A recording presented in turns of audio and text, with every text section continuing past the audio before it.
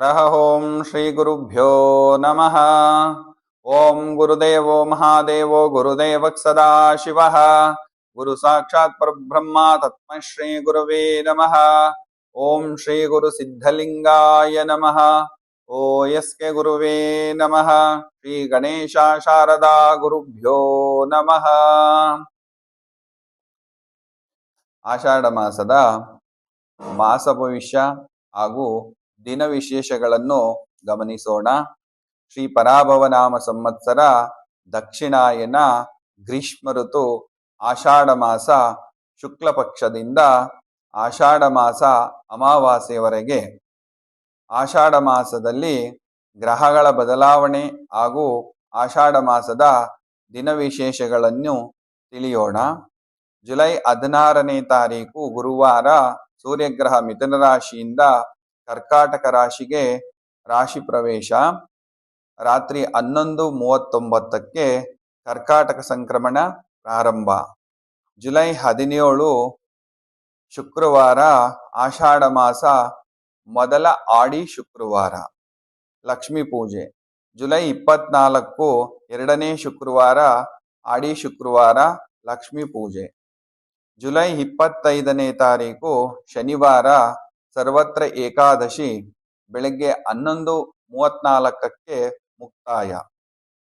26 July ಭಾನುವಾರ ಪ್ರದೋಷ ಪೂಜೆ. 29 July ಬುಧವಾರ ಗುರು ಹುಣ್ಣಿಮೆ, ವ್ಯಾಸ ಪೂಜೆ.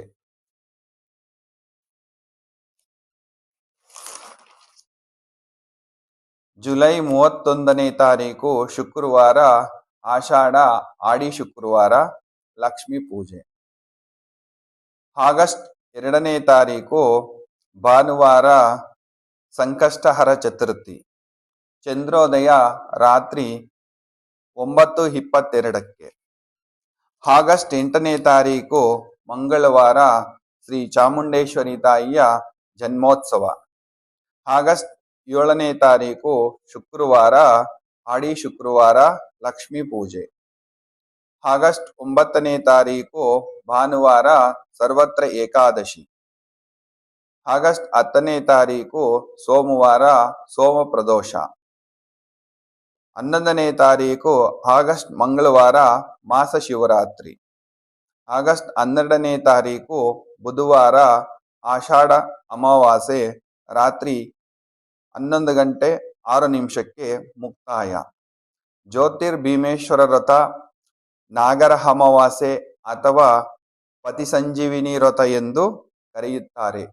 ಈ ವ್ರತವನ್ನು ವಿವಾಹಿತ ಮಹಿಳೆಯರು ಹಾಗೂ ಅವಿವಾಹಿತ ಕನ್ಯೆಯರು ಈ ವ್ರತವನ್ನು ಮಾಡಬಹುದು.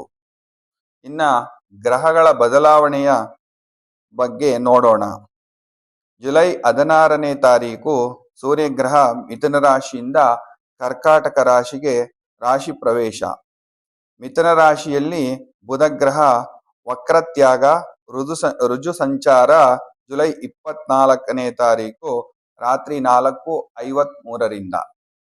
ಮೀನರಾಶಿಯಲ್ಲಿ ಶನೈಶ್ಚರ ಸ್ವಾಮಿ ಸಂಚಾರ ಹಾಗೂ ಜುಲೈ 27ನೇ ತಾರೀಕು ಬೆಳಿಗ್ಗೆ 7:56ರಿಂದ ವಕ್ರಿ ಶನಿ ಅಂದ್ರೆ ವಕ್ರಿ ಶನಿಶ್ಚರ, ವಕ್ರಿಯಾಗಿ ಶನಿಶ್ಚರ ಸಂಚಾರ ಪ್ರಾರಂಭ ಮಾಡುತ್ತಾರೆ. ಆಗಸ್ಟ್ 1ನೇ ತಾರೀಕು ಶುಕ್ರವಾರ ಸಿಂಹರಾಶಿಯಿಂದ ಕನ್ಯಾ ರಾಶಿಗೆ ರಾಶಿ ಬದಲಾವಣೆ ಬೆಳಗ್ಗೆ 9:28ಕ್ಕೆ. ಆಗಸ್ಟ್ 2ನೇ ತಾರೀಕು ಕುಜಗ್ರಹ ಋಷಭ ರಾಶಿಯಿಂದ ಮಿಥುನ ರಾಶಿಗೆ ರಾಶಿ ಬದಲಾವಣೆ ರಾತ್ರಿ 10:51ಕ್ಕೆ. 5ನೇ ತಾರೀಕು ಆಗಸ್ಟ್ ರಾತ್ರಿ 7:54ಕ್ಕೆ ಬುಧಗ್ರಹ ಮಿಥುನ ರಾಶಿಯಿಂದ ಕರ್ಕಾಟಕ ರಾಶಿಗೆ ರಾಶಿ ಬದಲಾವಣೆ. ಇವಿಷ್ಟು ಆಷಾಢ ಮಾಸದಲ್ಲಿ ಗ್ರಹಗಳ ಬದಲಾವಣೆ. ತುಲಾರಾಶಿಯವರಿಗೆ ರಾಶಾಧಿಪತಿ ಶುಕ್ರ ಗ್ರಹ ಏಕಾದಶ ಸ್ಥಾನದಲ್ಲಿ ಕೇತುವಿನ ಒಟ್ಟಿಗೆ ಗೋಚರಿಸುವಾಗ 11ನೇ ಶುಭ ಫಲಗಳನ್ನು ವೀಕ್ಷಿಸಬಹುದು. ತುಲಾರಾಶಿಗೆ ಕುಟುಂಬ ಧನಸ್ಥಾನಾಧಿಪತಿ ಮಂಗಳ ಗ್ರಹ ಕುಜದೇವನು ಅಷ್ಟಮ ಹಾಗೂ ಭಾಗ್ಯಸ್ಥಾನದಲ್ಲಿ ಸಂಚರಿಸುವಾಗ ಆರೋಗ್ಯಕ್ಕೆ ಸಂಬಂಧಪಟ್ಟಂತೆ ಈ ಬಿಳಿ ರಕ್ತ ಕಣ ಅಥವಾ ಕೆಂಪು ರಕ್ತ ಕಣಗಳಿಗೆ ಸಂಬಂಧಪಟ್ಟಂತೆ ಏನಾದರೂ ತೊಂದರೆ ತಾಪತ್ರಯಕ್ಕೆ ಈಡಾಗುವಂತಹ ಸಂದರ್ಭ ಇದಾಗಿರುತ್ತದೆ. ಒಳ್ಳೆಯ ವೈದ್ಯರನ್ನು ಭೇಟಿ ಮಾಡಿದರೆ ತುಂಬಾನೇ ಒಳ್ಳೆಯದು. ಕುಟುಂಬ ಧನಸ್ಥಾನಾಧಿಪತಿ ಕುಜಗ್ರಹ ಅಷ್ಟಮ ಸ್ಥಾನದಲ್ಲಿ ಸಂಚರಿಸುವಾಗ ದೃಷ್ಟಿ ದೋಷ, ಹಣಕಾಸಿಗೆ, ಕುಟುಂಬಕ್ಕೆ ಸಂಬಂಧಪಟ್ಟಂತೆ ಸ್ವಲ್ಪ ತೊಂದರೆ ತಾಪತ್ರಯಗಳನ್ನು ಕೆಲವು ದಿನಗಳ ಕಾಲ ಅಂದರೆ ಆಗಸ್ಟ್ 3ನೇ ತಾರೀಕಿನವರೆಗೂ ಕೊಡುತ್ತಾರೆ. ತೃತೀಯಾಧಿಪತಿ ಹಾಗೂ ಷಷ್ಠಾಧಿಪತಿ ಗುರುವು ಕರ್ಮ ಕೇಂದ್ರ ಸ್ಥಾನದಲ್ಲಿ ಉಚ್ಚ ಸ್ಥಿತಿಯಲ್ಲಿ ಸೂರ್ಯನ ಒಟ್ಟಿಗೆ ಗೋಚರಿಸುವಾಗ ಮನೆ, ವಾಹನ, ಹೊಸ ಮನೆ ಏನಾದರೂ ನಿವೇಶನ ಏನಾದರೂ ತಗೊಳ್ಳೋಂಥದ್ದು, ಹೊಸ ಮನೆ ಏನಾದರೂ ಕಟ್ಕೊಳ್ಳೋಂಥದ್ದು, ಮತ್ತೆ ಹೊಸ ವಾಹನಗಳೇನಾದರೂ ಮನೆಗೆ ತರ್ತಕ್ಕಂಥದ್ದು, ಒಡವೆ, ವಸ್ತ್ರ, ಬೆಳ್ಳಿ, ಬಂಗಾರಗಳಲ್ಲಿ ಏನಾದರೂ ಅಭಿವೃದ್ಧಿ ಕಾಣುವಂಥದ್ದು ಶುಭಫಲಗಳನ್ನೇ ಗುರುವಿನಿಂದ ನಾವು ವೀಕ್ಷಿಸಬಹುದು.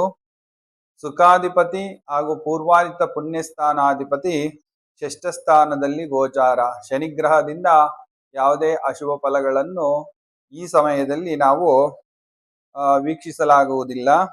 ಪೂರ್ವಾದಿತ ಪುಣ್ಯಸ್ಥಾನದಲ್ಲಿ ಕುಂಭರಾಶಿಯಲ್ಲಿ ರಾಹುಗ್ರಹ ಸಂಚರಿಸುವಾಗ ಈ ಕುಟುಂಬ ಸ್ಥಾನಕ್ಕೆ ಸಂಬಂಧಪಟ್ಟಂತೆ ಅಂದ್ರೆ ನಮ್ಮ ಹುಟ್ಟದ ಊರುಗಳಿಗೆ ಸಂಬಂಧಪಟ್ಟಂತೆ ನಾಗದೇವತೆಗಳಲ್ಲಿ ಏನಾದರೂ ಆರಾಧನೆಗಳನ್ನ ಕೈಬಿಟ್ಟಿದ್ದರೆ ಈ ಸಮಯದಲ್ಲಿ ಮುಂದುವರಿಸಿದರೆ ತುಂಬಾನೇ ಒಳ್ಳೆಯದು. ಈ ರಾಹುಕೇತುಗಳಿಗೆ ಸಂಬಂಧಪಟ್ಟಂತೆ ಗೋವುಗಳನ್ನು ಪೂಜಿಸಿ ಗೋಗ್ರಾಸವನ್ನು ಕೊಟ್ಟರೆ ಇನ್ನು ಅತಿ ಹೆಚ್ಚಿನ ಶುಭಫಲ ನಾವು ನೋಡಬಹುದು. ಷಷ್ಠ ಸ್ಥಾನದಲ್ಲಿ ಶನಿದೇವರು ಸಂಚರಿಸುವಾಗ ಬರುವ ವರ್ಷ ಅಂದರೆ ಜೂನ್ ವರೆಗೂ ಇವರಿಗೆ ಯಾವುದೇ ವಿಧವಾದ ಶನಿ ದೋಷ ಇರುವುದಿಲ್ಲ. ಸಪ್ತಮಾಧಿಪತಿ ಕುಜಗ್ರಹ ಅಷ್ಟಮ ಸ್ಥಾನದಲ್ಲಿ ಅಂದರೆ ರಂಧ್ರ ಸ್ಥಾನದಲ್ಲಿ ಗೋಚರಿಸುವಾಗ ಈ ರಾಶಿಯವರ ಧರ್ಮಪತ್ನಿ ಅಥವಾ ಯಜಮಾನನಿಗೆ ಸಂಬಂಧಪಟ್ಟಂತೆ ಏನಾದರೂ ಈ ಜ್ವರಕ್ಕೆ ಸಂಬಂಧಪಟ್ಟಂತೆ, ವೈರಲ್ ಇನ್ಸ್ಪೆಕ್ಷನ್ಗೆ ಸಂಬಂಧಪಟ್ಟಂತೆ ಏನಾದರೂ ತೊಂದರೆ ತಾಪತ್ರಯಗಳು, ಅನಾರೋಗ್ಯ, ಆಸ್ಪತ್ರೆಗೆ ಸದಾ ಓಡಾಡುವಂಥದ್ದು ಸರಿಸುಮಾರು ಆಗಸ್ಟ್ 3ನೇ ತಾರೀಕಿನವರೆಗೆ ಗೋಚಾರದಲ್ಲಿ ಗೋಚರಿಸ್ತಕ್ಕಂಥದ್ದು. ಗ್ರಾಮ ದೇವತೆ ಸುಬ್ರಹ್ಮಣ್ಯ ದೇವರಿಗೆ ಪೂಜೆಯನ್ನು ಕೊಡುತ್ತಾ ಬಂದರೆ ಕುಜದೋಷ ಪರಿಹಾರ ಆಗಿ ಇನ್ನೂ ಅತಿ ಹೆಚ್ಚಿನ ಶುಭ ಫಲಗಳನ್ನೇ ನೋಡಬಹುದು. ಭಾಗ್ಯಸ್ಥಾನದಲ್ಲಿ ವ್ಯಯಾಧಿಪತಿ ಬುಧಗ್ರಹ ಗೋಚರಿಸುವಾಗ, ಭಾಗ್ಯಸ್ಥಾನ ಅಂತಂದ್ರೆ ತಂದೆಯ ಸ್ಥಾನ ಅಂತನೂ ತಿಳಿಬೇಕಾಗುತ್ತೆ. ಭಾಗ್ಯಸ್ಥಾನಾಧಿಪತಿ ಬುಧಗ್ರಹ ವಕ್ರಿಯಾಗಿ ಗೋಚರಿಸುವಾಗ ದೇಹಕ್ಕೆ ಸಂಬಂಧಪಟ್ಟಂತೆ, ಉಸಿರಾಟಕ್ಕೆ ಸಂಬಂಧಪಟ್ಟಂತೆ ಸಣ್ಣ ಪುಟ್ಟ ತೊಂದರೆ ತಾಪತ್ರಯಗಳನ್ನೇನಾದ್ರೂ ಬುಧ ದೇವನಿಂದ ನಾವು ನಿರೀಕ್ಷಿಸಬಹುದು. ವಿಷ್ಣು ದೇವರಿಗೆ ಸಂಬಂಧಪಟ್ಟಂತೆ ಏನಾದರೂ ಈ ಹಿಂದೆ ಹರಕೆಗಳನ್ನೇನಾದರೂ ನಿಲ್ಲಿಸಿದಲ್ಲಿ ಈ ಸಮಯದಲ್ಲಿ ವಿಷ್ಣು ದೇವಾಲಯಕ್ಕೆ ಪೂಜೆಯನ್ನು ಕೊಟ್ಟರೆ ಬುಧನಿಂದ ಬರತಕ್ಕಂಥ ತೊಂದರೆ ತಾಪತ್ರಯಗಳನ್ನ ಪರಿಹಾರ ಕಂಡುಕೊಳ್ಬಹುದು.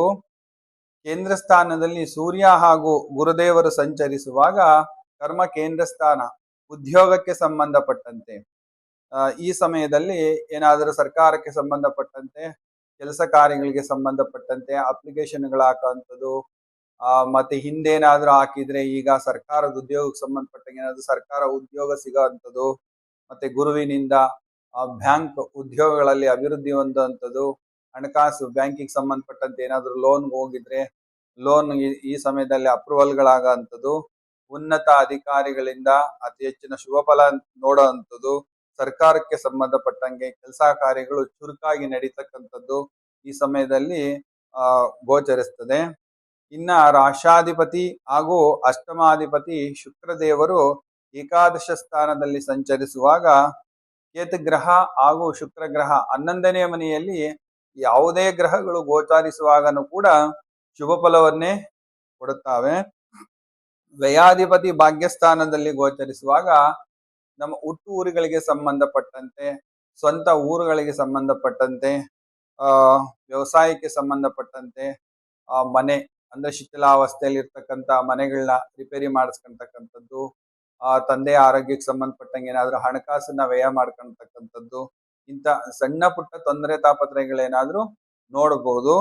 ಇನ್ನು ಹೆಚ್ಚಿನದಾಗಿ ಹೇಳೋದಾದ್ರೆ ಶನಿದೇವರಿಂದ ಹಾಗೂ ಗುರುದೇವರಿಂದ ಅಂತ ಅತಿಯಾದ ಅಶುಭ ಫಲಗಳನ್ನು ಈ ಸಮಯದಲ್ಲಿ ನೋಡಲಾಗುವುದಿಲ್ಲ.